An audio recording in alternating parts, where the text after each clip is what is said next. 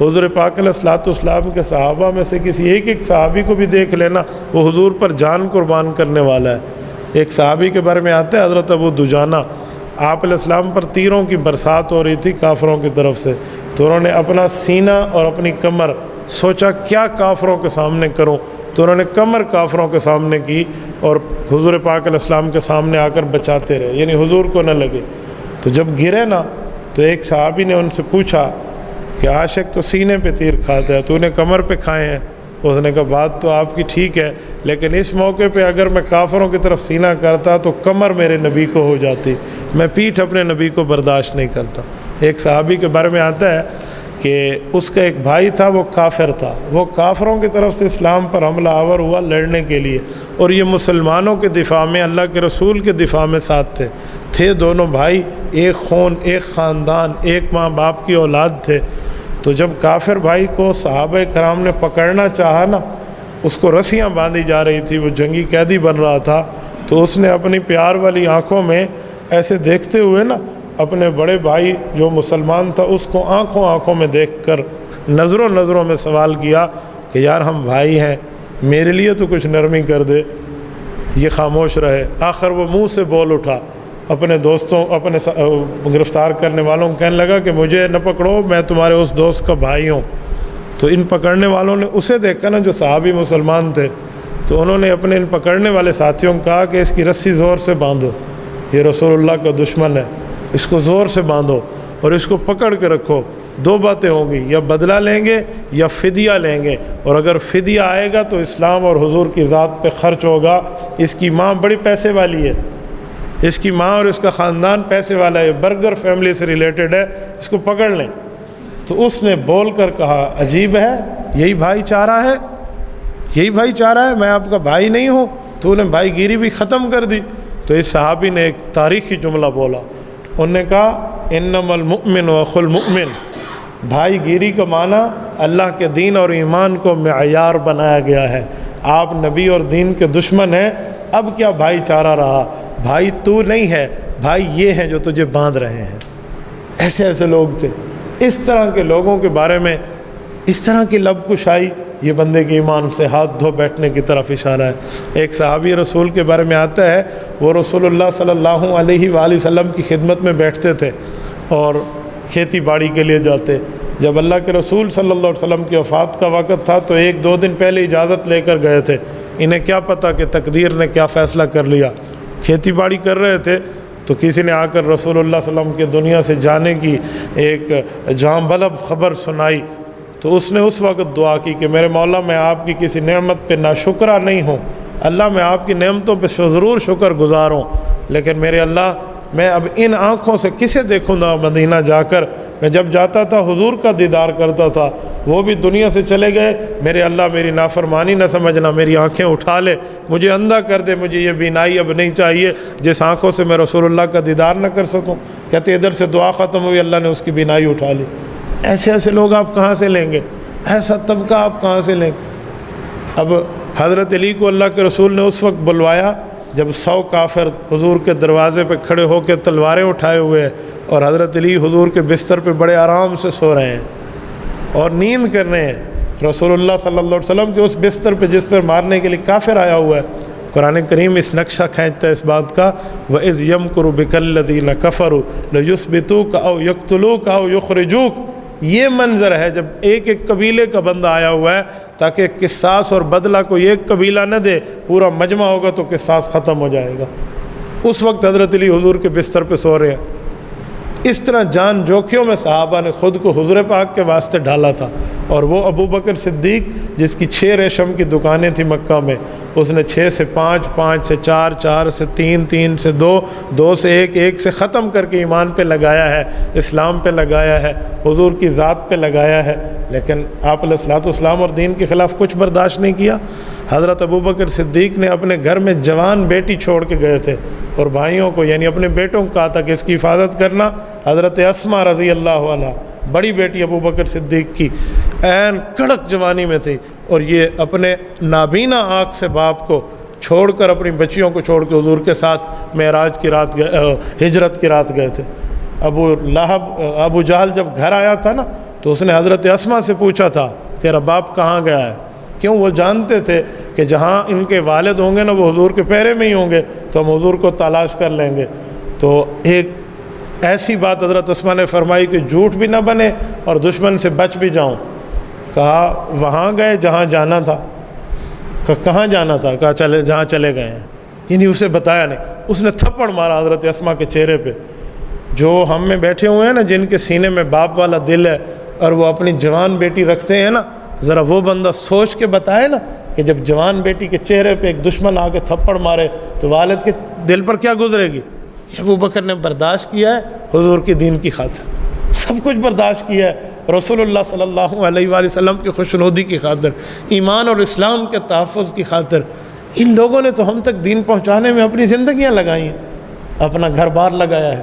ان لوگوں نے تو رسول اللہ صلی اللہ علیہ وسلم کی دین پر اپنے مال تک کو قربان کیا۔ 2 کروڑ روپے سے زائد کا سود بنتا تھا حضرت عباس کا، جو وہ کاروبار کرتے تھے جب سود حرام نہیں ہوا تھا۔ جس رات سود حرام ہو رہا تھا صبح حضرت عباس کو یہ ادائیگی ہونی تھی اور انہیں ملنا تھا۔ رات کو اللہ کے رسول پر آیت اتری ہے، انما الخمر والمیسر والانصاب والازلام رجس من عمل الشیطان فاجتنبوہ، ایک حرمت خمر کے بارے میں اور پھر شراب کے بارے میں اور اس کے ساتھ جوئے کے بارے میں اور اس کے ساتھ سود کے بارے میں آیت آئی۔ فرمایا آپ سود چھوڑ دو، یمحق اللہ الربا ویربی الصدقات، اللہ آپ کو نیکیاں دے گا، پچھلے گناہ رب معاف کر دے گا، سود ختم ہے، اب آپ نے سود نہیں لینا، سود حرام۔ یہ آیات اتری۔ حضرت عباس حضور پاک کی خدمت میں آئے کہ یا رسول اللہ ایک دست بستہ عرض کرتا ہوں، آج رات اعلان نہ فرمائیں، کل اعلان فرما دیں۔ کیوں؟ اتنے کروڑوں ریال کا جو برابر کا سود بنتا ہے اتنا مجھے مل رہا ہے، یہ مجھے مل گیا تو میں 1 روپیہ استعمال نہیں کروں گا، اسلام پہ لگاؤں گا، لیکن اعلان میں تھوڑی سی نرمی، تھوڑی سی تاخیر فرما لیں۔ اللہ کے رسول نے جب اعلان فرمایا تو سب سے پہلے فرمایا کہ سود حرام ہے اور میں سب سے پہلے سود کو جو حدر قرار دیتا ہوں وہ اپنے چاچے کا ہے، ہم 1 ٹیڈی بھی نہیں لیں گے۔ ان کروڑوں روپے کا آج سے 1400 سال پہلے اپنے مال کو اسلام کی خاطر قربان کیا۔ اور جب شراب حرام ہوئی تھی اس وقت صحابہ کرام نے شراب کو یوں گلیوں میں بہا دیا تھا، وہ کہتے تھے مہینوں بعد بھی بارش ہوتی تو شراب کی بو اٹھ پڑتی تھی، پھوٹ پڑتی تھی۔ یعنی کبھی آپ ایسے نہیں دیکھیں گے آقا نامدار حکم کریں اور یہ لوگ مانے نہیں۔ عبداللہ ابن مسعود رضی اللہ عنہ جیسے شخص حضور پاک کی مجلس میں آئے، اللہ کے رسول صلی اللہ علیہ وسلم اس وقت فرما رہے تھے بیٹھ جاؤ۔ ابن مسعود مخاطب نہیں تھے، وہ تو بہت پیچھے تھے، دور تھے، لیکن ان کے کان میں یہ لفظ ہے نا بیٹھ جاؤ، تو حضرت عبداللہ بن مسعود بیٹھ گئے۔ کمرے کے 1 پاؤں اندر تھا، 1 پاؤں باہر تھا۔ حضور علیہ السلام کی توجہ دلائی کہ فرمایا عبداللہ اندر آ جاؤ، کہ یا رسول اللہ جب آپ نے فرمایا میں بیٹھ جاؤ، میرے دل نے گوارا نہیں کیا میں 1 قدم بھی آگے بڑھوں، 1 قدم بھی آگے بڑھوں۔ حضور علیہ السلام کی خدمت میں ایک بادشاہ کا شہزادہ آیا تو وہ حالت ایمان کے ساتھ آیا اور اس نے آ کر اللہ کے رسول کو عرض کیا کہ آپ اپنے ساتھ میرے ساتھ ایک خادم دیں جو میں اس کو کچھ تحفے تحائف آپ کے لیے دوں۔ حضور علیہ السلام نے یوں اشارہ فرمایا کہ یہ بندہ آپ کے ساتھ جائے گا، اسی طرف سے اشارہ فرمایا، اتفاق سے وہ صحابی حضرت معاویہ بن ابی سفیان ہے رضی اللہ عنہ، اسی طرف سے گئے۔ اور اس شہزادے نے تو حضرت معاویہ کو اپنے ساتھ سواری پہ نہیں بٹھایا کیونکہ وہ سمجھتا تھا یہ تو نوکر ہے، یہ تو خادم ہے، میں بادشاہ زادہ ہوں۔ تو یہ تپتی ہوئی ریت پر پیدل گئے ہیں۔ خدا کی قسم عرب کی گرمی جن نے دیکھی ہے نا وہ سمجھتے ہیں، میں نے اپنی آنکھوں سے دیکھا ہے، گاڑی کے بانٹ کے اوپر یوں انڈا توڑ کے رکھو تو تل جاتا ہے۔ آپ عرب کی گرمی شاید نہ جانتے ہو، میں نے صحراؤں میں گھوم کے دیکھا ہے عرب میں اتنی گرمی۔ حضرت معاویہ پیدل گئے، وہ ساری چیزیں اس کی لے کر آئے اور ننگے پاؤں گئے تھے۔ جب پوچھا گیا نا کہ جوتی کیوں نہیں پہنی، کہا جوتی تو اس طرف پڑی تھی دوسری طرف، حضور نے حکم اس طرف کا کیا تھا، اگر میں ادھر جاتا تو رسول اللہ صلی اللہ علیہ وسلم کے حکم میں نافرمانی ہو جاتی۔ ایسے لوگ جنہوں نے اپنی زندگیاں، اپنی مال، اپنی اولاد کو یوں لگایا۔ ابوبکر صدیق رضی اللہ عنہ کے بیٹے بعد میں مسلمان ہوئے ہیں، پہلے کافر تھے۔ جنگ بدر میں ابوبکر کے مقابلے میں بیٹا آیا اور بیٹا جوان تھا، والد قدرے بوڑھے تھے، تو بیٹے نے اٹھا کے پٹخ دیا باپ کو کمر کے ساتھ، نیچے گرا دیا، اور ابوبکر صدیق کے بیٹے حضور ابوبکر کے سینے پر بیٹھ گئے اور خنجر ان کے سینے پہ مارنے لگے۔ تو چہرے کو دیکھتے ہوئے ایک بات یاد آئی کہ یار یہ تو وہی سینہ ہے جس پر تو پل کے جوان ہوا ہے، اس پر تو کھیلتا تھا، تیرا باپ تجھے کندھوں پہ اٹھاتا تھا، کوئی چھوڑ یار کسی اور مار دینا، یوں کہہ کے اٹھ گئے۔ ایک وقت آیا جب ابو بکر صدیق کے بیٹے مسلمان ہوئے، صحابی بنے اور اچھا اسلام پایا، رسول اللہ صلی اللہ علیہ وسلم کے قریبی لوگوں میں شمار ہوئے۔ اور ایک دن باپ بیٹا بیٹھے تھے تو باتوں باتوں میں بیٹے نے ابو کو یہ بات یاد دلائی۔ ابو بکر صدیق کہا ابو وہ وقت یاد ہے؟ حضرت صدیق اکبر نے اس بات کو چھپاتے ہوئے کہا کون سا وقت؟ حالانکہ بالکل یاد تھا یہ بات کیا کر رہا ہے۔ کہا ابو وہ وقت، کہا تھوڑا بتاؤ گے؟ کہ وہ بدر میں جب میں نے آپ کو چاروں شانے چت گرا دیا اور آپ کے سینے پر بیٹھ کے آپ کو مارنے لگا تھا۔ تو کہا جی مجھے یاد ہے۔ کہ چھوڑ کیوں دیا تھا؟ کہ میں نے کہا میرے ابو ہیں، مارنے کے لیے دنیا میں کوئی اور تو ہے، میں نے آپ کو چھوڑ دیا تھا۔ تو بیٹا تو نے چھوڑ دیا تھا، اگر میری جگہ تیری جگہ میں ہوتا نا اور تو اسلام کے مقابلے میں ایسے آیا تھا اور میری پکڑ میں آتا تو آج تیری گردن تیرے تن پہ سلامت نہ ہوتی۔ یہ ابو بکر صدیق جس کی نرمی دنیا میں مشہور ہے، یہ ابو بکر صدیق، اندازہ لگے انہوں نے یوں اپنی جان مال وقت کو لگایا۔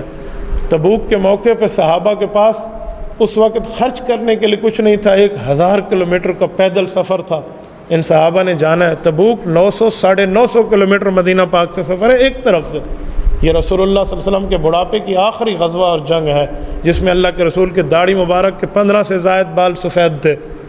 اس موقع پر جب مال کی ضرورت تھی تو حضرت عثمان نے اپنے بزنس پارٹنر سے وہ مال منگوانا تھا تو ان نے پہلے ہی منگوا لیا، اور 300 اونٹ حضرت عثمان نے مال سے لدے ہوئے رسول اللہ صلی اللہ علیہ وسلم کی خدمت میں پیش کیے اور سونے اور چاندی کے ڈھیر لگا دیے حضور پاک کے سامنے۔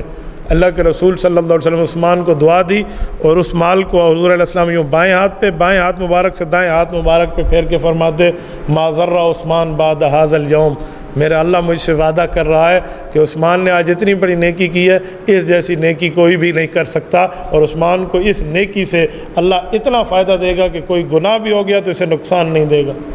ان لوگوں نے اتنی اپنی جانیں لگائی ہیں، اتنا اپنا مال، اتنا اپنا وقت، اتنے اپنے معاملات لگائے ہیں۔ سعد ابن ربیع ایک صحابی ہیں، جب شہید ہونے لگے تھے تو حضرت عمر رضی اللہ عنہ کو پیغام بھجوایا تھا کہ عمر ایمان لانے میں آپ پہل لائے تھے لیکن جنت جانے میں ہم نے پہل کی ہے۔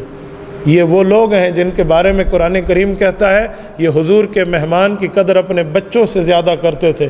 ایک بار اللہ کے رسول کی خدمت میں مہمان آیا تو اللہ کے رسول نے حضرت قتادہ کے گھر بھیجا اور فرمایا اس کے کھانے کا بندوبست کرو۔ حضور علیہ الصلوۃ والسلام کے ذہن مبارک میں یہ تھا کہ ان کے ہاں وافر مقدار میں چیز ہے، لیکن اس دن ان کے پاس کچھ نہیں تھا، وہ اتنا ہی تھا جو اپنے بچوں کو انہیں کھلانا تھا۔